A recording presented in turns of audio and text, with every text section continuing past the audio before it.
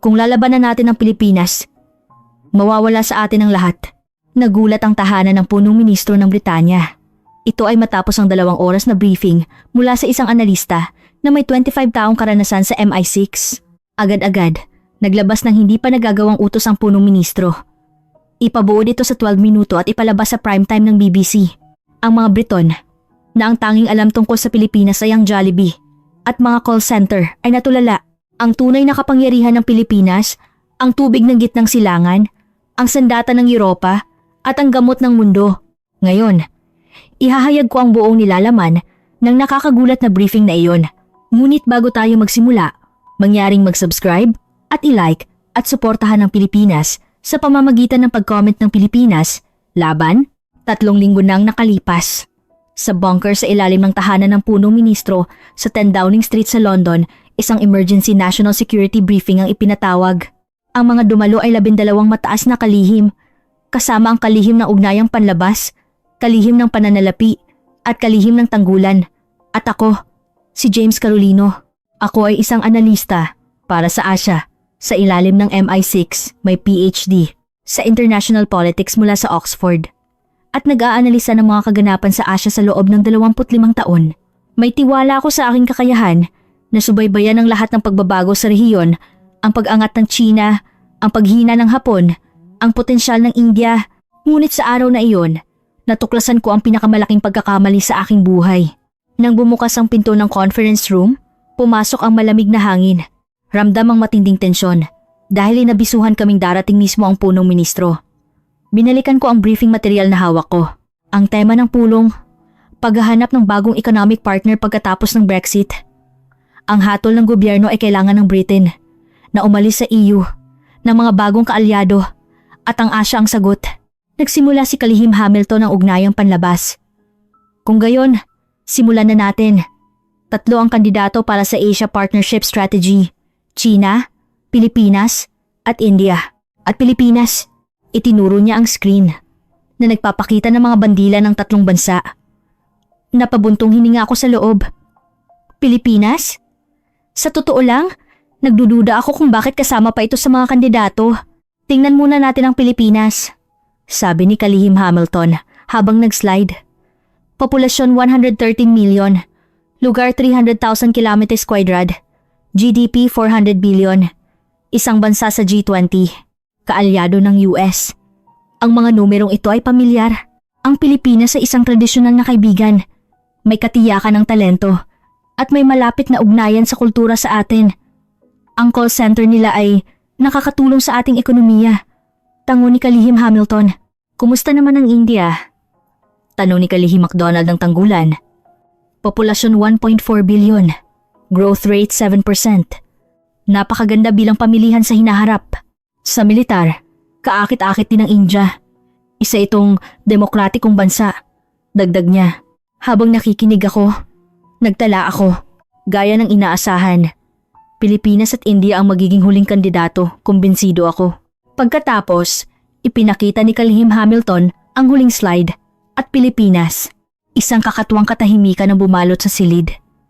Sa totoo lang, isang awkward silence. Ramdam na walang sino man ang nag-iisip ng malalim tungkol sa Pilipinas. Si Kalihim Wilson ng pananalapi ang unang nagsalita. Pilipinas? Ito ba ang bansa kung saan maraming Jollibee at maraming Pilipinong OFW? Pati na rin ang Manny Pacquiao, oo ba? Sikat din ang mga teleserye nila. Gusto ng aking anak. Pabirong sabi ni Kalihim MacDonald. Bahagya akong napatawa. Sa totoo lang, iyan din ang alam ko tungkol sa Pilipinas. Jollibee, OFW, Pacquiao at teleserye. Iyon lang. Ikinaway ni Kalihim Hamilton ang kanyang kamay. Isinama lang natin ito bilang formalidad. Ang GDP nila ay mas mababa pa sa kalahati ng sa atin at may mga isyu rin sa seguridad. Kung magiging praktikal, India ang sagot. Sa sandaling iyon, bumukas ang pinto ng conference room. Pumasok ang punong ministro. Tumayo kaming lahat. Sanya-sanya kaming umupo at naupo sa tuktok ng mesa. Ibang-iba ang ekspresyon niya sa karaniwan. Parang may malubhang nangyayari. May balita ako galing sa White House. Ang unang sinabi ng punong ministro at nagyelo ang hangin sa silid. Ibubuo ng Amerika ang kanilang Asia strategy at ang sentro ng lahat ay ang Pilipinas. Napasinghap ako. Pilipinas? Sa sentro ng Asia Strategy ng Amerika? Gulat na tanong ni Kalihim Hamilton. Bakit biglang Pilipinas? Inilagay ng punong ministro ang kanyang tablet sa mesa. Hindi ko rin alam, kaya inutusan ko ang briefing na ito. James, tumingin sa akin ang punong ministro. Ikaw ang eksperto sa Asia. I-brief mo kami tungkol sa Pilipinas. Ano ang hindi natin nakikita? Naramdaman kong kumirot ang aking puso. Sa loob ng 25 taon ng pag-aanalisa sa Asia, hindi ko pa kailanman hinukay ang malalim tungkol sa Pilipinas. Palagi itong nasa likod ng anino ng China at India. Nauunawaan ko, punong ministro. Maaari po ba akong humingi ng kaunting oras para maghanda? Bibigyan kita ng 3 araw. Magkita tayo ulit pagkatapos ng 3 araw. Tumayo ang punong ministro. At James, ito ay utos. Iulat mo ng eksakto kung bakit mahalaga ang Pilipinas o kung bakit hindi. Nakasalalay dito ang ating kinabukasan. Pagkaalis ng punong ministro, nagsimulang magbulungan ng mga tao sa silid. Hinarap ako ni Kalihim Hamilton. James, sabihin mo sa akin, talaga bang napakahusay ng bansang iyon? Nag-alinlangan ako ng kaunti. At sumagot ng tapat, Kalihim, sa totoo lang, hindi ko rin alam. Ngunit malalaman natin sa loob ng 3 araw. Nang gabing iyon, nagtagal ako sa opisina at nagsimulang magsaliksik ng materyales tungkol sa Pilipinas. At nang buksan ko ang unang file, naramdaman kong may mali. Hindi tugma ang mga numero. Ibang-iba ang Pilipinas sa file kaysa sa Pilipinas na alam ko. Ngunit noon, hindi ko pa alam na simula pa lang ito. Ang matutuklasan ko sa loob ng 3 araw na ito ay yayanig hindi lamang sa akin, kundi sa buong Britain. Kinabukasan, pumasok ako sa aking opisina sa ika-6 na palapag ng MI6 headquarters. Mula sa bintana, tanaw ang ilog Thames at malayo, ang Big Ben ay nakalutang sa hamog. Sa aking mesa, nakasalansan ang mga printout ng materyales na pinagpuyatan ko. Lahat ng datos tungkol sa Pilipinas, economic indicators, lakas militar, estado ng teknolohiya at impluwensya sa kultura. Huminga ako ng kape at kinuha ang unang file. Pilipinas. Populasyon 113 milyon. Lugar 300,000 kilometers kwadrad. GDP 400 bilyon. Tumango ako. Gaya ng inaasahan. Mas maliit ang GDP kaysa sa Britain. Hindi partikular na kahanga-hanga kung titingnan lang ang mga numero. Ngunit nang buklatin ko ang susunod na pahina, isang kakatuwang numero ang nakita ko. Global Human Capital, OFW Mobility Index, Ika 1. Kinuskus ko ang aking mga mata. Ika 1? Nasaan ang Britain? Nagmamadali akong naghanap ng ibang material. Britain, Ika 9. Pilipinas, Ika 1. Ito ba ay totoo? Sinuri ko ang pinagmulan ng datos. Global Migrant Network Institute, isang institusyon na may pinakamataas na kredibilidad sa pagsubaybay sa pandaigdigang human capital. Walang pagkakamali. Ang mga Pilipino ay may malawak na mobility sa 190 plus bansa dahil sa kanilang mga propesyon at malakas na global network. Mas maraming bansa ang umaasa sa human capital ng Pilipinas kaysa sa Britain. Napaupo ako sa upuan at nag-isip. Nakapagtataka, ang Pilipinas ay isang bansa na may mataas na geopolitical risk at hindi naman top sa ekonomiya. Gayunpaman, bakit mas pinahahalagahan ng mundo ang human capital ng Pilipinas kaysa sa Britain? Sa sandaling iyon, kumatok sa pinto ng aking opisina. Tuloy? Sabi ko. Bumukas ang pinto at pumasok si Emily, ang aking deputy. Kilala siya bilang isang henyo sa data analysis sa aming department. Senior Carolino, naghahanda daw kayo para sa briefing tungkol sa Pilipinas? Oo. Utos iyan ng punong ministro. Ipinakita ni Emily ang kanyang tablet. Tiningnan niyo na po ba ito? Ito ang datos ng kalakalan tungkol sa Pilipinas, pero medyo kakatwa. Kinuha ko ang tablet. Isang komplikadong graph ang ipinakita sa screen. Ito ang Global Supply Chain Dependency Analysis. Iyon ay, kung aalis ang Pilipinas, anong industriya ang mapaparalisa? Tiningnan kong mabuti ang graph at napahinga ako ng malalim. Global Seafaring Manpower Share, 63%. Global Nursing Workforce Share, 27%. Global BPO, Call Center Share, 47%. Global Semiconductor Assembly Share, 42%. Sigurado ka ba sa mga numerong ito?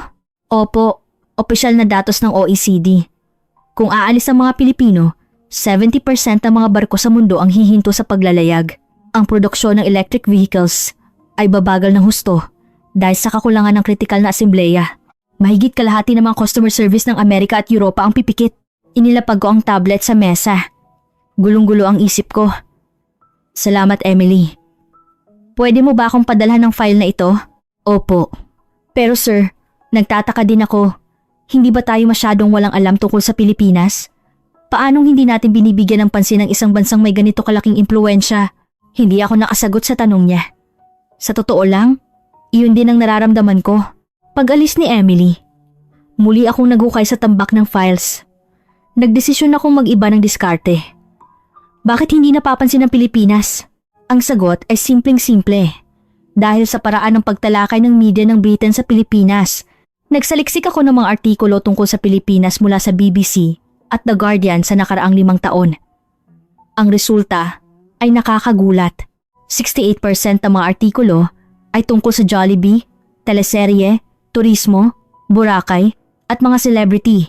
Ang natitirang 20% ay tungkol sa politika at mga isyu sa seguridad. Tanging 12% lamang ang tumatalakay sa lakas ng ekonomiya o teknolohiya ng Pilipinas. Ang tingin natin sa Pilipinas ay isang bansa lang ng pagkain at entertainment. Napabuntong hininga ako at napaupo ng malalim sa aking upuan. Sa loob ng 29 taon ng pag-aanalisa sa Asia, wala talaga akong alam tungkol sa Pilipinas. Pagkatapos, tumunog ang telepono ko. Hello? Ang boses ni Kalihim Hamilton. James, maayos ba ang paghahanda para sa briefing sa Makalawa? Opo, Kalihim. Nag-iipon po ako ng datos. Huwag mo masyadong intindihin. Hindi ganoon kahusay ang Pilipinas. Bukod sa call center at OFW, ano pa ang mayroon sila? Para lang silang client state ng China. Natahimik ako. Kalihim, sa datos, parang hindi po ganyan. Mas mataas ang human capital power ng Pilipinas kaysa sa atin. At ang impluwensya nila sa global supply chain iyan ay statistical illusion lang. Ang mahalaga ay ang tunay na kapangyarihan. Lakas militar, diplomatic power, at cultural influence. Kaya ba silang ikumpara sa atin? Hindi na ako sumagot pa. Naiintindihan ko, Kalihim. Pagkatapos ng tawag, tumingin ako sa labas ng bintana. Ang sunset ay lumulubog sa ilog Thames. Tama ba ang Kalihim? Ang Pilipinas ba ay bansa lang ng Jollibee at teleserye? Ngunit ang mga numero ay hindi nagsisinungaling. At ang mga numerong nakita ko ay nagkukuwento ng ibang istorya. Nagdesisyon ako. Itatapon ko ang aking mga prejudice at mag-aanalisa ulit mula sa simula. Nang gabing iyon, nagpuyat ako sa opisina. At nang binabasa ko ang isang file tungkol sa sistema ng pamamahala sa Pilipinas, bigla akong kinilabutan. Ano ito? Ang screen ay nagpapakita ng bilis ng pagbigay ng Disaster Relief Fund sa Pilipinas. Pilipinas 1 minuto. Pagkatapos ng kalamidad, agad na naipasok sa bank account ng 113 milyong mamamayan. Amerika, average 3 linggo. Postage ng tseke, Britain, average 2 linggo. Review at pagawad, China, average 6 buwan. Pagsusuri ng listahan at kumpirmasyon, 1 minuto. Sinuri kong paulit-ulit ang file. Walang mali. Ang gobyerno ng Pilipinas ay may sistema upang magbigay ng Disaster Relief Fund sa buong 113 milyong mamamayan sa loob lamang ng 1 minuto. Ang kayang gawin ng Britain sa 3 linggo, ng Amerika sa 3 linggo, at ng China sa 6 buwan, ay nagagawa ng Pilipinas sa 1 minuto. Automatiko akong tumayo. Mabilis ang tibok ng puso ko. Hindi lang ito usapin ng administrative efficiency. Ito ay patunay na ang buong national system ay nasa ibang dimensyon. Kinuha ko ang susunod na file gamit ang nanginginig kong kamay. At mula sa sandaling iyon, ang mundong alam ko ay nagsimulang gumuho. Pagkatapos ng 3 araw, bumalik ako sa 10 Downing Street. Hawak ko ang briefing material at nanginginig ang aking mga kamay. Ang resulta ng 3 araw kong pagpupuyat ay nakapaloob sa mga file na ito. Ang lahat ng mga kalihim ay naroon na, kasama ang punong ministro. James, handa ka na ba? Tanong ng punong ministro. Opo, punong ministro. Binuksan ko ang presentation screen. Ang unang slide ay may 1 linya lamang. Ang higanteng hindi natin alam. Higante? James, hindi ba masyadong exaggerated? Ngisi ni Kalihim Hamilton. Sa halip na sumagot, nag-slide ako sa susunod na pahina. Kalihim, Maaari po ba akong magtanong? Saan po ang may pinakamabilis na administrative system sa mundo? Nag-isip si Kalihim Hamilton. Singapore? O kaya ay Estonia? Iyon din ang inakala ko. Ngunit ang sagot ay Pilipinas. Ipinakita ko ang comparison chart sa screen. Bilis ng pagbigay ng Disaster Relief Fund. Pilipinas 1 minuto. Amerika 3 linggo. Britain 2 linggo. China 6 buwan. Nagulantang ang silid. 1 minuto? Posible ba talaga iyan? Tanong ni Kalihim Wilson habang nakapikit ang mata. Opo, posible. Ang Pilipinas ay may digital system na konektado sa lahat ng financial information at family relations ng bawat mamamayan. Kailangan lang pindutin ng gobyerno ang isang button at sabay-sabay itong maipasok sa account ng 113 milyong tao. Umiling si Kalihim MacDonald. Hindi ba iyan na isang surveillance state? Iyon din po ang una kong naisip. Nagpakita ako ng susunod na slide. Ito ang halimbawa sa Amerika. CCTV footage noong New York blackout. Pagkatapos ng 10 minuto, nag-umpisa na ang pagnanakaw. Sinira ng mga tao ang mga salamin ng tindahan, nagnakaw at tumakas. Nasunog ang mga police car at nagkagulo ang buong lungsod. Kapag huminto ang sistema, huminto rin ang lipunan. O mas masahol pa, gumuho ito. Nag-slide ako. Ito naman ang Pilipinas. CCTV footage sa isang karaniwang gabi sa isang mataong lugar sa Maynila. Hindi ito blackout. Sa video, umalis ang isang customer sa kanyang upuan. Sa ibabaw ng mesa, nakalapag ang kanyang laptop, wallet at smartphone. Walang pakialam.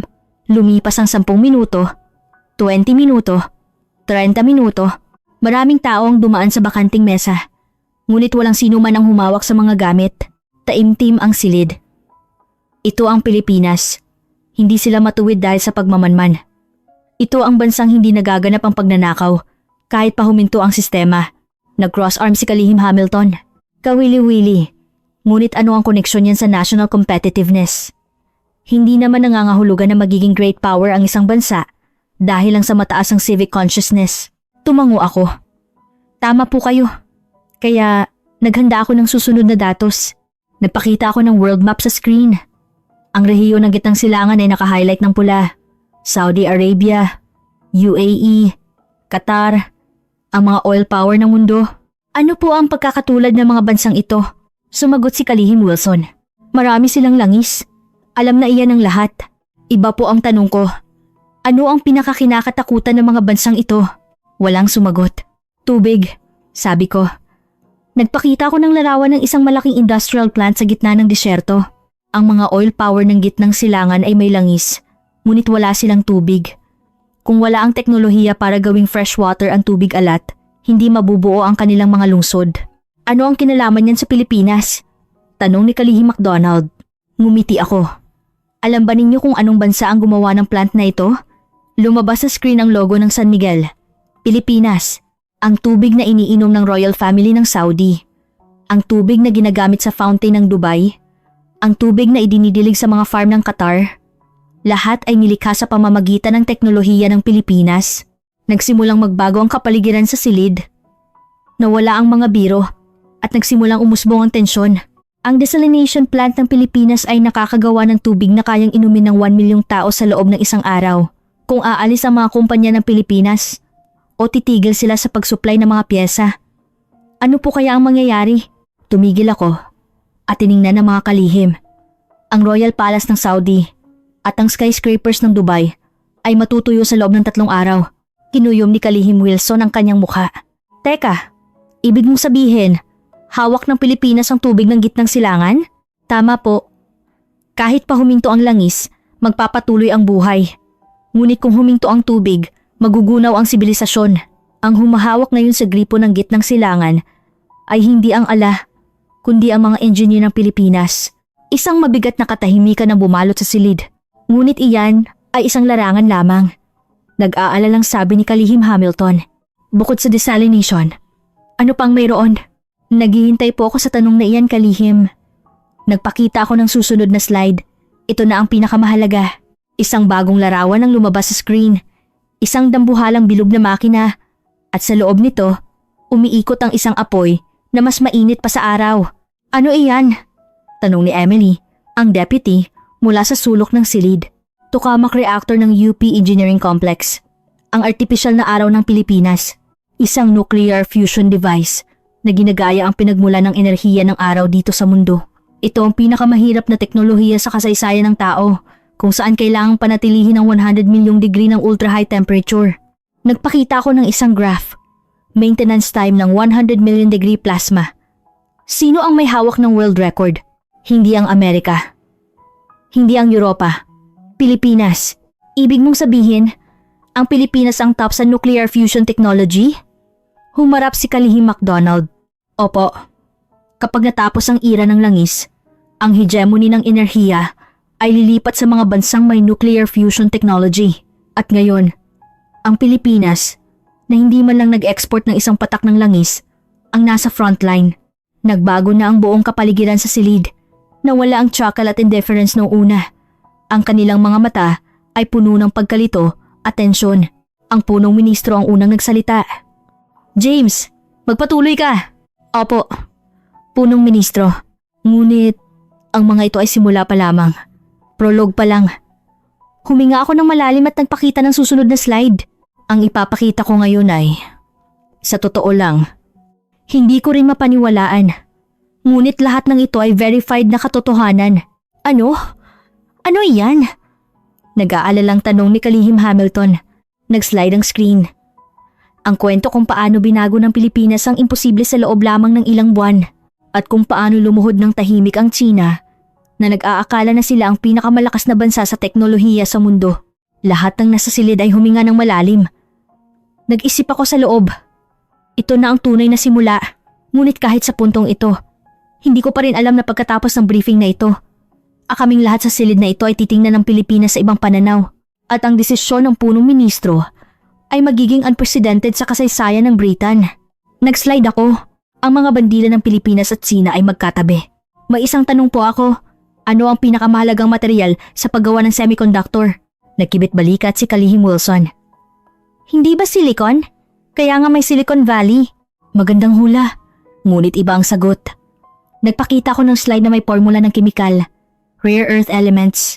Ito ay isang grupo ng mga elemento na indispensable para sa high-performance semiconductor, precision motor, at missile guidance system.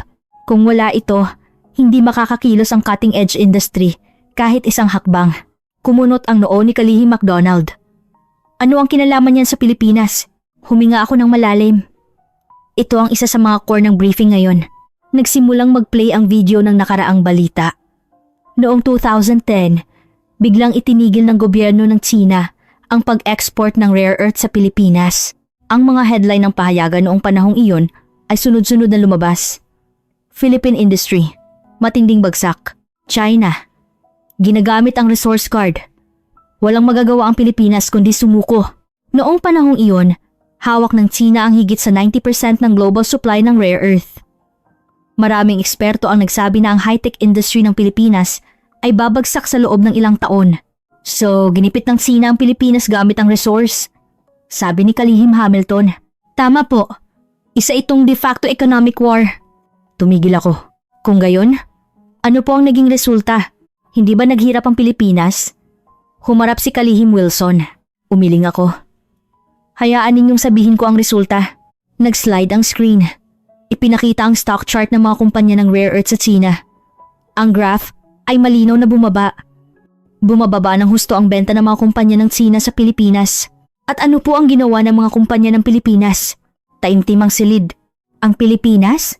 Ginamit ang krisis na ito bilang oportunidad para gumawa ng national level commitment sa pagpapaunlad ng recycling technology at alternative material production technology. Itinaas ko ang 3 daliri. Sa loob lamang ng ilang taon, gumawa ang Pilipinas ng industrial structure na umaandar kahit wala ang rare earth. Katahimikan. Talaga bang posible iyan? Tanong ni Emily, ang deputy, sa mahinang boses. Posible po. Sagot ko ng mahinahon. Ang mga engineer ng Pilipinas ay nagpuyat sa mga research lab. Nagtatrabaho ng 24 oras. Hindi para sa tubo, kundi para sa survival. Ang malalaking kumpanya ng rare earth ay binuksan ng kanilang test line sa mga maliliit na kumpanya at pansamantalang inalis ng gobyerno ang lahat ng regulasyon. Ang buong bansa ay nagtatrabaho sa technology development na parang isang independence movement. Nagpakita ako ng video na nagpapakita ng kapaligiran sa lipunan ng Pilipinas noong panahong iyon. Chinese product boycott movement ang kumalat sa Pilipinas. Ngunit, ang kawili-wili, walang nangyaring kaguluhan o pagnanakaw. Ang mga tao sa screen ay tahimik na tumigil sa pagbili ng mga produktong Sino. At ang mga tindahan na may kaugnayan sa Sina ay naging tahimik. Hindi sila sumigaw, kundi sinikipan ng kanilang pitaka. Napakatahimik at napakatindi. Ito ay isang organisadong economic counterattack, bulong ni Kalihim MacDonald. Tama po. Ngunit hindi lang iyan. Nagpakita ako ng susunod na slide. Timeline ng rare earth crisis. Hulyo, nagbigay ng hardline measure ang China. Setyembre, nagtagumpay ang mga kumpanya ng Pilipinas sa mass production ng recycled rare earth. Disyembre, ang mga car manufacturer ay hindi na kailangan ng Chinese raw material. Nakuyom ang mukha ni Kalihim Hamilton. Hindi man lang umabot ng kalahating taon? Opo. At ang resulta? Nawalan ng pinakamalaking paying customer ang China. Hindi na kailangan ngayon ng Pilipinas ang rare earth ng China. Ngunit para sa mga kumpanya ng China, ang Philippine market ay lifeline. Nag-slide ako. Isang news footage ang nagpakita na nag-apply ang mga Chinese material company na magtayo ng factory sa Pilipinas upang lampasan ang export restriction ng gobyerno ng China. Reverse na pumasok ang mga kumpanya ng China sa Pilipinas. Hindi lang ito trade conflict. Binaba ko ang aking boses. Ito ang DNA ng bansang Pilipinas. Kapag humarap sa krisis, nagiging mas malakas sila. Kapag ginitgit, nagiging mas flexible at tenacious.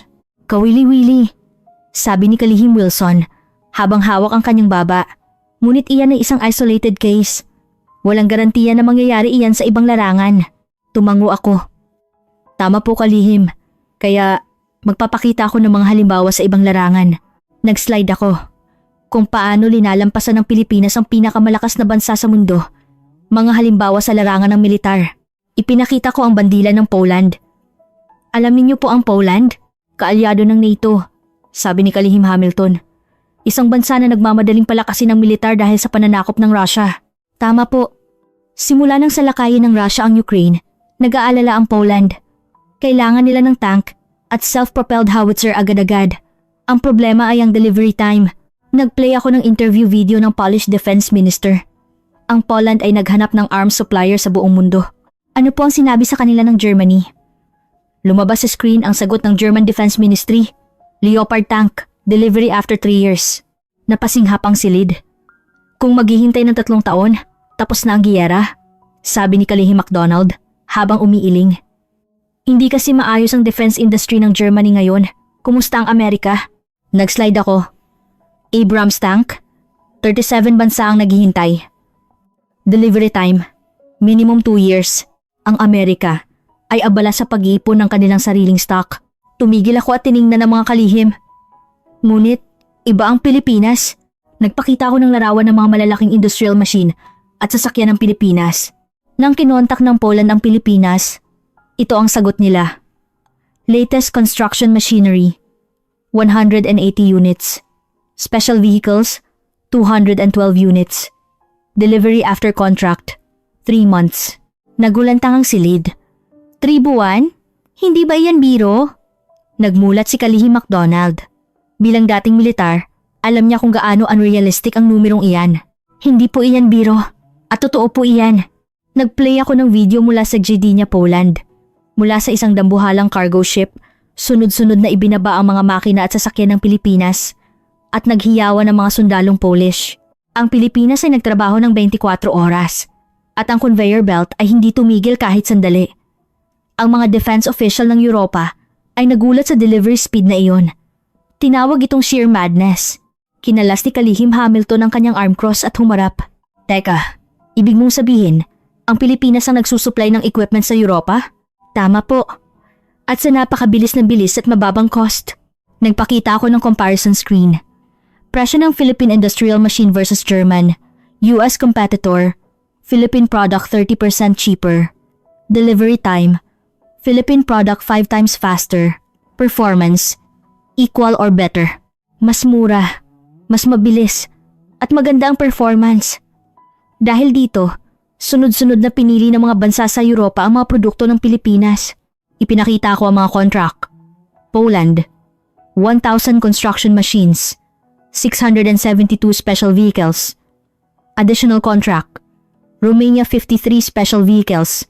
Under discussion, Norway, 23 special vehicles, Finland special vehicles. Under consideration, Estonia, 36 special vehicles. Delivered. Naging seryoso ang ekspresyon ni Kalihi MacDonald. Ito ay seryosong bagay.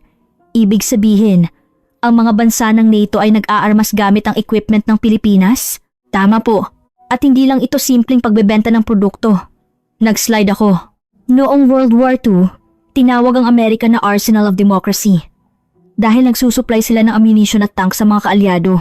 Ngunit ngayon, sa ika-21 siglo, ang tanging bansang kayang magsusupply ng ammunition at sasakyan sa mga free world na bansa ay hindi ang Amerika. Itinuro ko ang screen. Pilipinas. Taimtim ang silid. Bakit bumibili ang mga bansa ng NATO sa Europa sa Pilipinas? Hindi lang dahil sa performance o presyo. Binaba ko ang aking boses. Delivery time po.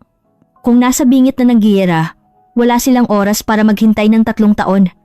Kung mag-order sila sa Pilipinas, agad nilang makukuha ang highest standard product. Napangiti si Kalihi MacDonald. Ito ay makakaapekto sa industry ng Britain. Nakaapekto na po. Pinag-isipan din ng Poland ang Challenger vehicle ng Britain, ngunit pinili nila ang Pilipinas dahil sa delivery time. Ngunit ang equipment ay usapin din ng trust. Nag-aalalang sabi ni Kalihim Hamilton. Karaniwan na bumili sa mga matagal ng kaalyado.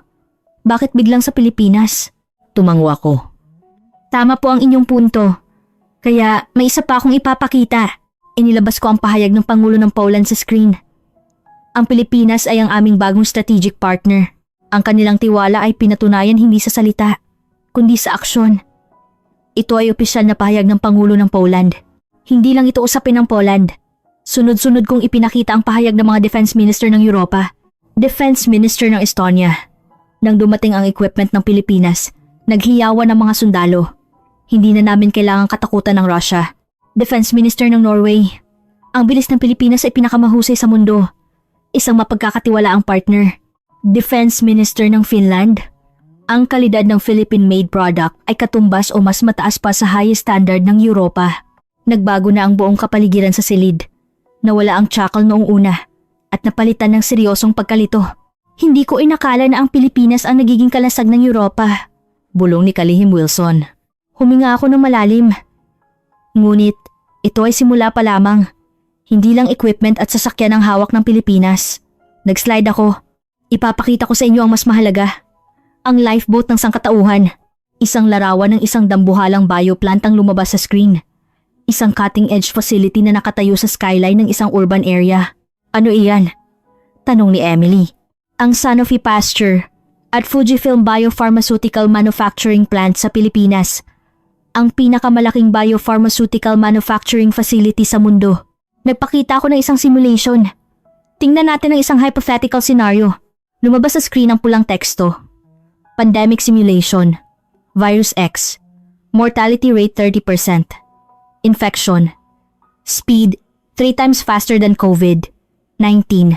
Sabihin natin ang Amerika ay miraculously nakagawa ng vaccine. Kumpleto na ang design. Ngunit may problema. Tiningnan ko ang mga kalihim. Sino ang gagawa nito? Nagkibit balikat si Kalihim Hamilton. Pharmaceutical company, siguro. Pfizer o Moderna? Umiling ako. Ano ang mangyayari kung magkaroon ng lockdown? Hindi makakapasok ang mga manggagawa. Hihinto ang factory. At mapuputol ang logistics. Nagplay ang video ng mga bakanting pharmaceutical factory sa Amerika at mga manggagawa sa Europa na may hawak na picket sign noong pandemic. Kahit may vaccine design, kung walang gamot na ipapasok sa syringe, magugunaw ang sangkatauhan. Nag-slide ako. Ngunit, may isang lugar sa mundo kung saan hindi namamatay ang ilaw. Ipinakita ang loob ng bioplant sa Pilipinas. Halos walang tao sa loob ng factory. Sa halip, libo-libong robot ang tumpak na gumagalaw. Nag-cultivate ng sample, nag-fill ng gamot, nag-package. Ang lahat ng proseso ay fully automated. Fully automated? Humarap si Kalihim MacDonald. Opo.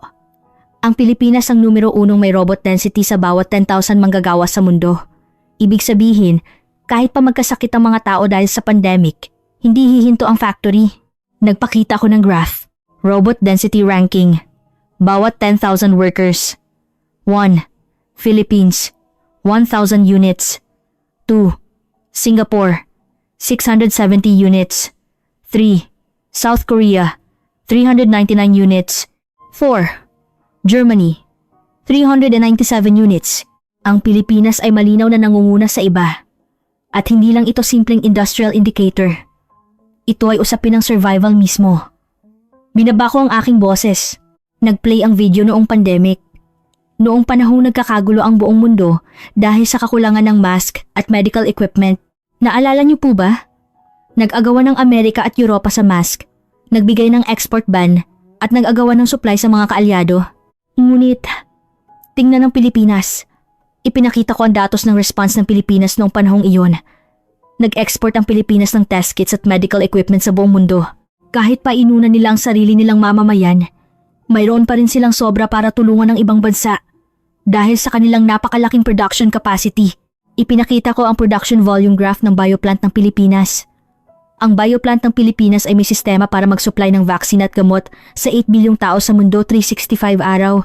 Ibig sabihin, kahit pa huminto ang mga factory sa buong mundo, ang Pilipinas lang ang gumagalaw? Bulong ni Kalihim Wilson. Tama po. Ang Pilipinas ang apothecary of the world, parmihiyang global. Kapag nagkaroon ng pandemic, may posibilidad na sila ang tanging bansang makakapag-supply ng vaccine at gamot. Berisan, nag-slide ako. At hindi ito usapin ang hinaharap. Ito ay reality na. Ipinakita ang mga global pharmaceutical company na nagpapa-contract manufacture sa Pilipinas. Moderna COVID vaccine, contract manufacturing sa Pilipinas. AstraZeneca vaccine, contract manufacturing sa Fujifilm Philippines. Novavax vaccine, contract manufacturing sa Philippine factory. Maraming COVID vaccine na ginamit sa buong mundo ang ginawa sa factory ng Pilipinas. Kumunot ang noo ni Kalihim Hamilton. Ang vaccine na tinurok sa atin ay gawa sa Pilipinas? Sa mga factory ng Pilipinas po. Kahit pa galing sa West ang teknolohiya, ang tanging kayang gumawa nito sa mass production ay ang Pilipinas. Tiningnan ko ang mga kalihim. Nauunawaan na po ba ninyo? Ano ang ibig sabihin ng pagtalikod sa Pilipinas? Taimtim ang silid. Kung aalis ang Pilipinas, mawawala ng tubig ang gitnang silangan, mawawala ng equipment ang Europa, at mawawala ng gamot ang mundo. Pinatindi ko ang aking boses. Ito ang tunay na Pilipinas na hindi natin alam.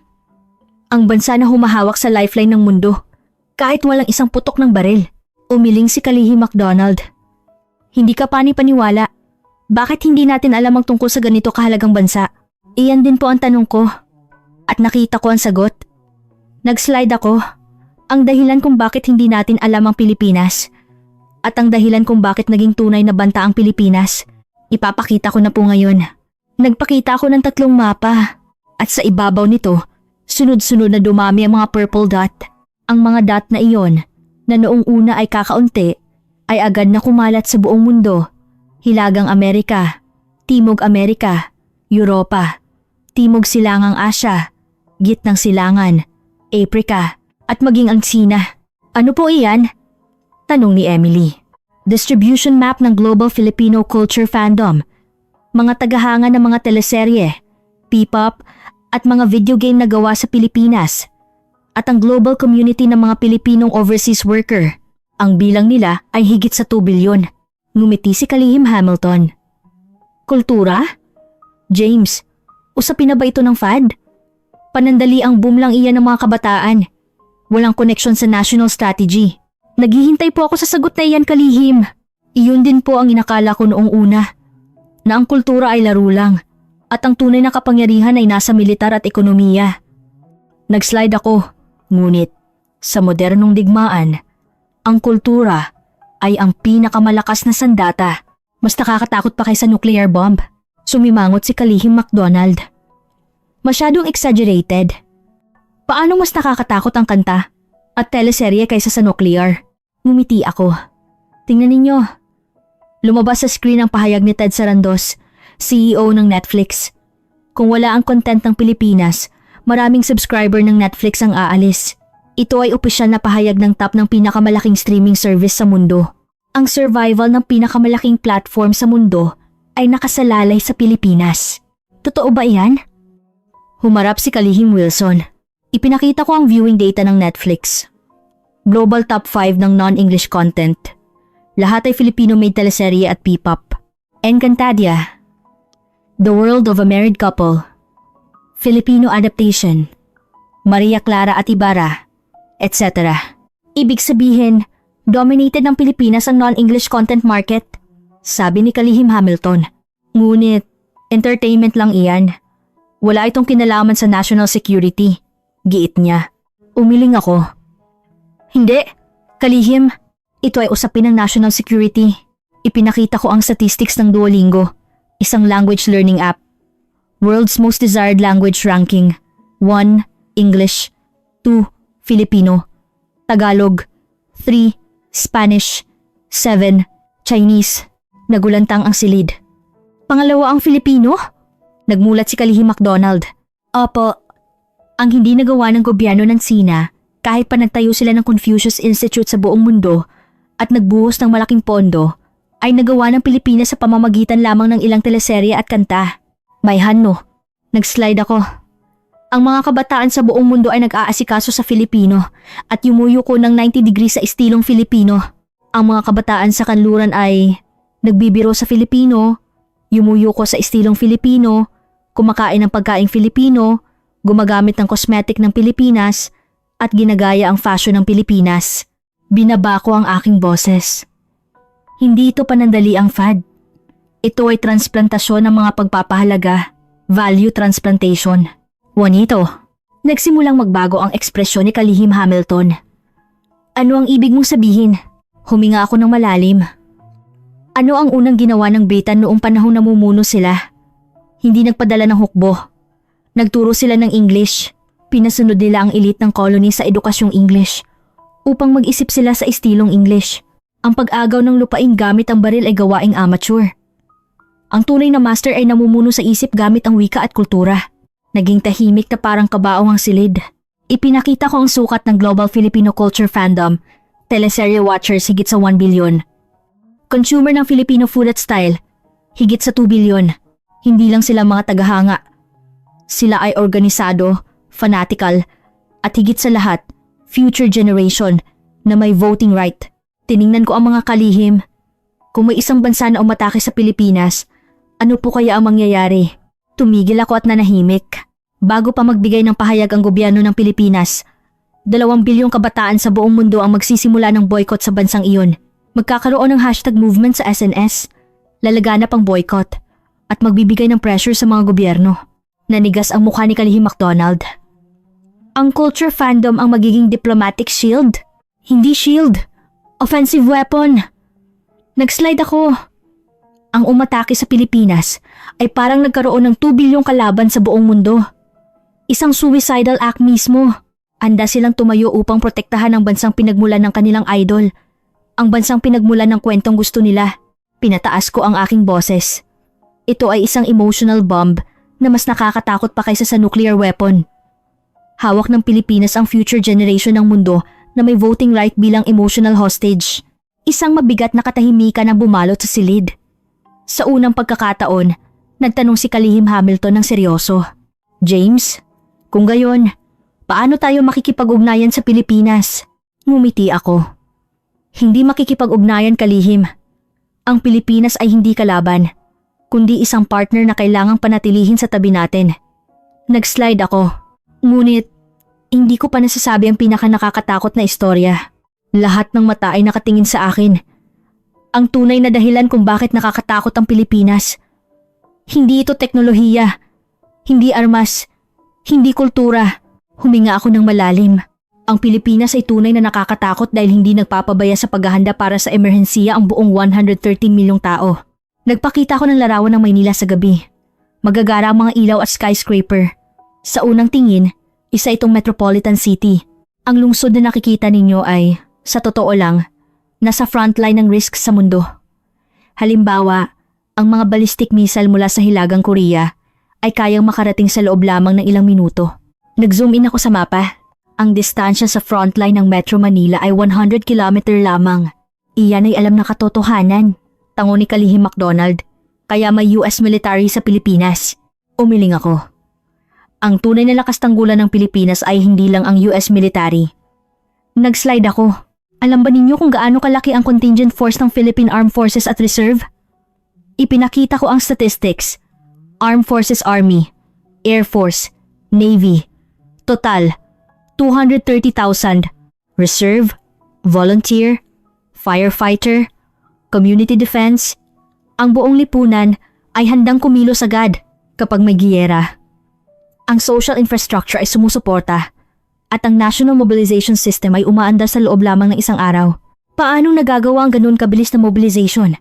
Aabutin ng minimum 2 linggo para sa Amerika at Britain ang reserve mobilization. Ipinakita ko ulit ang slide ng Philippine Digital Governance System. Naalala niyo po ba ang sistema na nagbibigay ng relief funds sa loob ng 1 minuto? Ang parehong mekanismo ay ginagamit din sa emergency mobilization. Ipinakita ko ang mobilization simulation. Kung may emergency, sabay-sabay na makakatanggap ng utos ang smartphone ng buong bansa sa pamamagitan ng volunteers, fire department at community network. Posibleng mag-mobilize ng 1 milyong tao sa loob ng 24 oras. 1,000 dot ang gumagalaw sa logistics network ng Pilipinas. Ang mas nakakatakot, ang mga motorcycle at truck na ginagamit sa delivery ng pagkain at e-commerce ay agad nalilipat sa emergency transport ng supplies at gamot.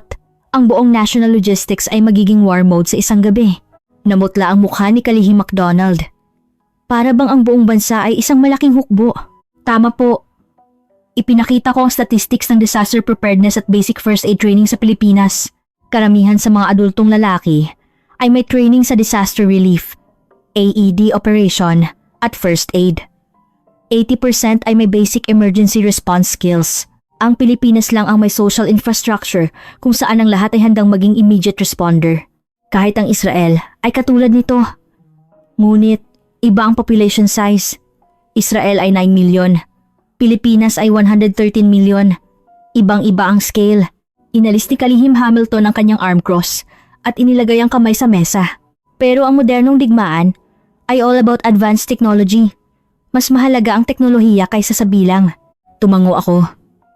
Tama po, kaya may isa pa akong halimbawa. Ipinakita ko ang war simulation ng Poland. Ang pinakamalaking problema sa Russia-Ukraine war ay ang kakulangan ng artillery shell. Kailangan ng Ukraine ng libu-libong shell araw-araw. Ngunit ang kaya lang isupply ng NATO ay mas mababa sa 1,010 yan. Bakit? Dahil napakatagal nang nakahinto ang military factory ng kanluran. Ipinakita ko ang comparison. Monthly production volume ng 155mm shell. Amerika, 24,000 rounds. Buong Europa, 30,000 rounds. Pilipinas, 100,000 rounds. Nagulantang ang silid. Ang Pilipinas ay gumagawa ng mas maraming shell kaysa sa kanluran? Sinuri ni Kalihim MacDonald ang datos. At ang Pilipinas ay kayang palakihin ang production volume ng hanggang 3 beses sa panahon ng gyera. Ang military factory ay laging handa na lumipat sa 24 oras na operasyon. Huminga ako ng malalim, kaya ibubuod ko na po ang lahat. Ipinakita ko ang final summary. Buod ng National Defense Power ng Pilipinas. Active Armed Forces, 230,000. Reserve Forces, malaki. National Mobilization System, within 24 hours. Ammunition production capacity, world class. Equipment delivery speed, world top class. Civilian disaster training rate, halos 90%. Ang Pilipinas ay isang bansang may paghahanda para sa giyera ang buong 113 milyong tao. Ang mga taong nagtatrabaho sa opisina, kapag bumaba ang utos, ay agad na nagiging defender ng lipunan. Binaba ko ang aking boses. Kung susubukan nating sakupin ang Pilipinas sa ground war, ang bawat kalsada at apartment ay magiging fortress. Isang lipunan kung saan may tao sa bawat bahay na may kaalaman sa first aid at evacuation at may will na ipagtanggol ang bansa. Tiningnan ko ang mga kalihim. Ang mobilization power at organization na ito ay hindi kayang gayahin ng US military. Walang sino man ang kayang sakupin ng Pilipinas. Isang mabigat na katahimikan ang bumaba sa silid. Ang punong ministro ang unang nagsalita. James, ano ang konklusyon mo? Huminga ako ng malalim. Punong ministro, ang konklusyon ay sasabihin ko sa huli. Ngunit bago iyon, may isa pa akong nais ipakita sa inyo. Nag-slide ako. Bakit hindi nating binigyan ng tamang halaga ang Pilipinas? At bakit kailangan nating makipag-alyansa sa Pilipinas ngayon? May isang most critical reason na hindi ko pa nasasabi. Lahat ng mata ay nakatutok sa akin. Ang pinakamalaking sandata ng Pilipinas. Hindi ito teknolohiya.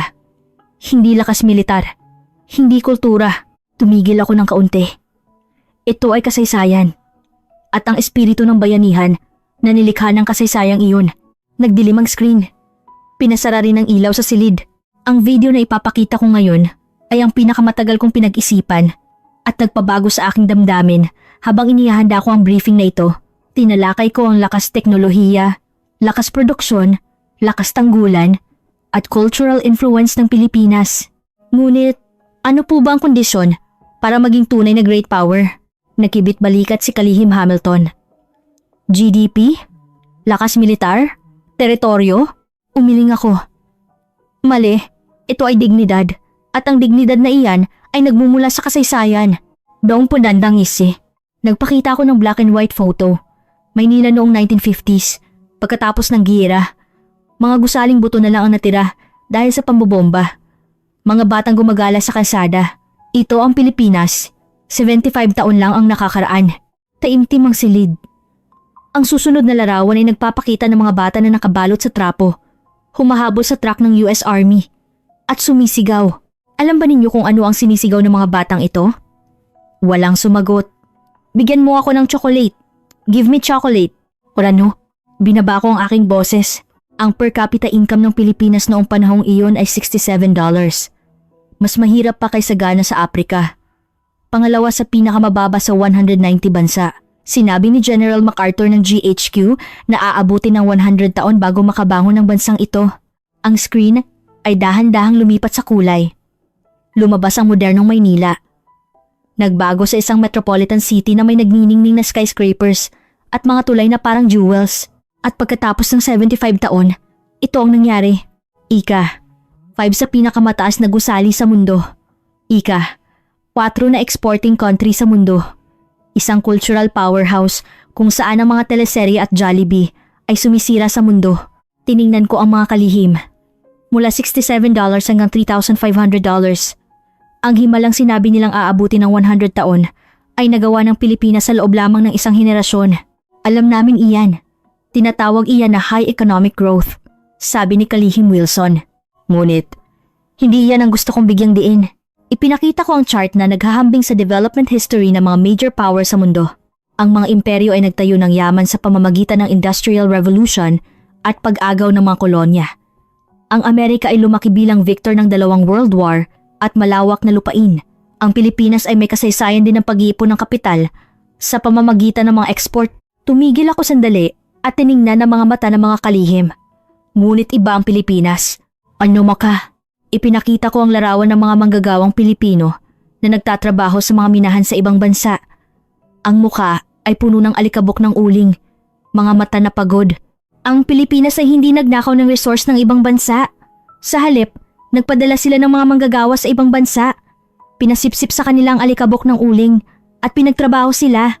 Ang susunod na larawan ay nasa isang jungle sa Timog Silangang Asya. Ang mga engineer ng Pilipinas ay nagtatrabaho ng may putik at pawis para sa economic cooperation, bagamat hindi sila nagpadala ng hukbo. Kahit pa tinawag silang economic mercenaries ng kanluran, patuloy na nagtrabaho ng masipag ang mga Pilipino. Ang susunod ay mga larawan ng mga teenage girl na nagtatrabaho sa sewing factory sa Maynila sa madaling araw. Nagtatrabaho ang mga teenage girl sa kanilang sewing machine ng 16 oras sa isang araw, 7 araw sa isang linggo, para tahiin ang damit na isusuot ng mga tao sa developed country. Binaba ko ang aking boses. Alam ba ninyo kung kaninong dugo at pawis nakatayo ang kasaganaan ng Pilipinas? Hindi ito sa ibang bansa, kundi sa sarili nilang pagsisikap at sakripisyo. Isang seryosong kapaligiran ang bumalot sa silid. Ito ang moral authority ng Pilipinas. Ang tanging bansa na yumaman ng walang pagnanakaw. Nag-slide ako. At ang espiritong nilikha ng kasaysayang ito ay umiiral. Lumabas sa screen ang isang lumang historical record mula sa ika-19 na siglo. Pagkatapos ng mapananakop, ang Pilipinas ay hinarap ng banta ng Western powers, Spanish-American War, at mga sumunod na sagupaan. Ipinakita ko ang comparison ng military power noong panahong iyon. Western powers, steam warships, repeating rifles, Philippines, sailing ships, Old rifles, espada, at sibat. Ang pagkakaiba sa firepower ay higit sa 100 beses. Parang labanan ng tank at infantry rifle sa modernong digmaan. Tumango si Kalihim MacDonald. Siyempre, nanalo ang western side. Opo, natalo sila ng husto sa labanan. Ngunit, kakatwa ang resulta. Umalis din ang Espanya at Amerika sa huli. Kumunot ang noo ni Kalihim Hamilton. Nanalo? Ngunit umalis? Bakit? Ipinakita ko ang record ng isang British naval officer noong panahong iyon. Ang bansang ito ay hindi masusupil. Kahit pa mapatay ang regular army, tatayo ang mga magsasaka bitbit ang kanilang mga araro. Kapag natalo ang mga magsasaka, susulong ang mga pari na may hawak na tungkod. Kahit pa matalo sila, maghahagis ng tile ang mga babae mula sa bubong. Isang bansang hindi natatakot mamatay. Taimtim ang silid. Ang bansang ito ay matatalo sa labanan, ngunit hindi masasakop. Ang cost of victory ay mas mataas pa kaysa cost of governance. O kaya, amulakaya, pinatay ko ang screen at tiningnan ng mga kalihim. Ito ang DNA ng mga Pilipino. Tinatawag itong bayanihan. Kahit pa bumagsak ang gobyerno o mawala ang pangulo, ang mga tao ay mag-oorganisa ng sarili nila at ipagtatanggol ang kanilang bayan at pamilya. Nag-slide ako. Modern consumer behavior. Philippines boycott movement photo.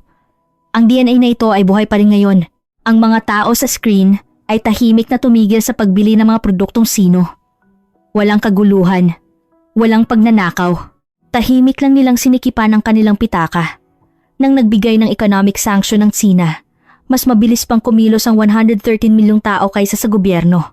Walang nag-utos sa kanila. Pinatindi ko ang aking boses. Ito ang tunay na lakas ng Pilipinas. Kapag dumating ang krisis, hindi naghihintay ang mga tao sa utos ng gobyerno. Ang buong lipunan ay gumagalaw na parang isang organism. Ipinakita ko ang final summary sa screen. Ano ang mangyayari kung aawayin ng Pilipinas? Tubig. Matutuyo ang gitnang silangan. Equipment. Hihinto ang tanggulan ng Europa. Gamot. Hihinto ang medical supply ng mundo. Kultura. Magiging kalaban ng 2 bilyong tagahanga. National defense. Tatayo ang 113 milyong citizen warrior. Espiritu. Magagalit ang diwa ng bayanihan na hindi kailanman susuko. Ito ang Pilipinas. Isang bansa na maliit, ngunit hindi dapat maliitin. Isang bansa na humahawak sa lifeline ng mundo kahit walang isang putok ng baril. Tiningnan ko ang punong ministro. Punong ministro, ito po ang aking konklusyon. Isang mahabang katahimikan ang bumalot sa silid. Sa huli, nagsalita si Kalihim Hamilton. Ang kanyang boses ay may paggalang. James, sa totoo lang, nagulat ako. Napakaliit pala ng alam namin tungkol sa Pilipinas. Tumango ng malalim si Kalihim Wilson. Akala ko, bansa lang sila ng Jollibee at teleserye. Ibang dimensyon pala. Masingkam. Ondo kasima. Inilapag ni Kalihim MacDonald ang kamay sa mesa at bumulong. Akala ko, bansa silang hindi kayang tumagal ng 3 araw kung wala ang Amerika. Ngunit, sa totoo lang, kung wala ang Pilipinas, tayo ang hindi makakatayo. Dahan-dahang tumayo ang punong ministro. Mabigat ang ekspresyon niya, ngunit ang kanyang mga mata ay may determinasyon. James, opo, punong ministro, ang briefing na ito, ilang minuto? Tiningnan ko ang relo. Mga 2 oras po, punong ministro. Manisaya, umiling ang punong ministro.